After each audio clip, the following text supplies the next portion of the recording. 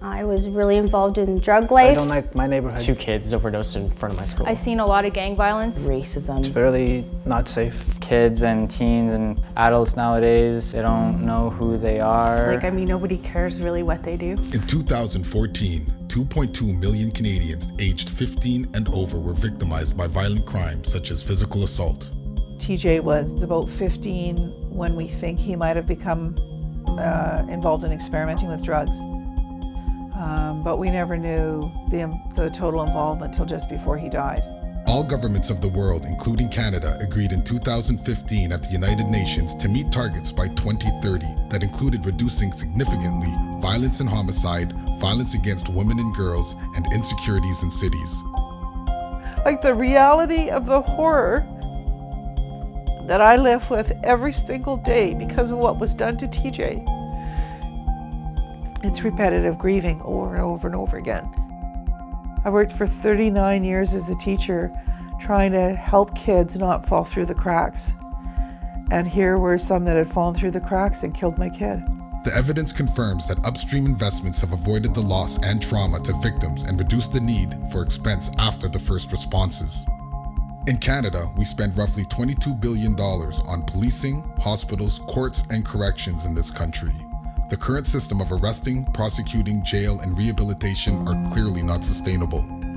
Studies on evidence-based prevention programs have shown that they can reduce those costs in half, and for every dollar spent on prevention programming will save $7 on policing, courts, and hospital expenses. Let's say these dots represent a city's population. Some of the population are at risk of getting involved in negative behaviors and come into contact with the law. Currently, the people that get involved in the justice system will encounter police, courts, probation services, prisons, and often the cycle will continue. This process deals with the problems after they have happened and can be referred to as intervention. The upstream approach helps people from falling into the stream in the first place by providing opportunities, resources, and investments into programs before people get to the edge of the stream and fall into the justice system.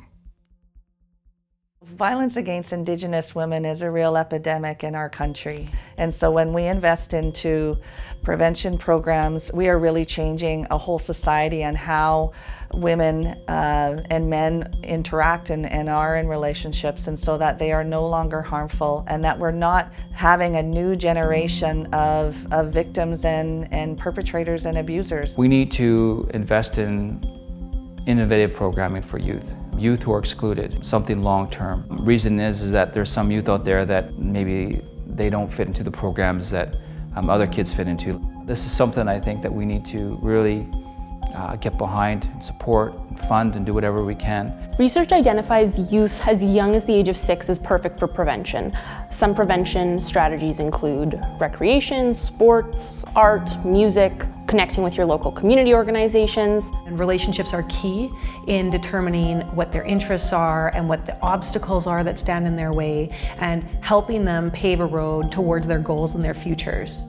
The total harm to Canadians from interpersonal crime is estimated at $55 billion a year. Some pioneering cities have achieved 50% reduction or more from using crime prevention programs. Why can we not target that area and put the money into prevention, put the money into supports and programming for kids so they have positive things to do? Prevention programs reduce the times in hospital. It does result in better outcomes for families, for all of society, with less police, with less time in courts in our justice programs. I think this is really beneficial because it gives youth a purpose at a young age and really can help drive their life in a positive direction. If it wasn't for the programming that I took at a young age, I don't think I'd be where I am today. It's like all one big family.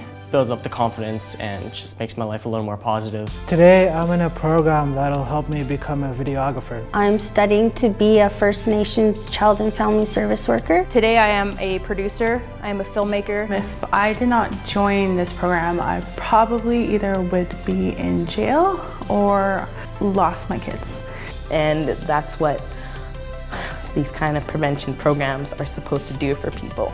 They're supposed to make you feel like this. They're supposed to make you feel so proud and happy to be in it. You can't even find the words. There is a lot of evidence showing that violence in Canada can be significantly reduced by funding prevention programming. These programs are real and they work. The way to meet our commitments to the United Nations Sustainable Development Goals to reduce violence and homicides, violence against women and girls, and insecurities in cities is to catch up the lag in prevention funding. They are helping your neighbors, your friends, and your communities. What we need now is an investment revolution. It's time to start talking about crime prevention and start doing it. We can reduce victims, violence, and save money at the same time. All we need is the will to do things differently, to do them better.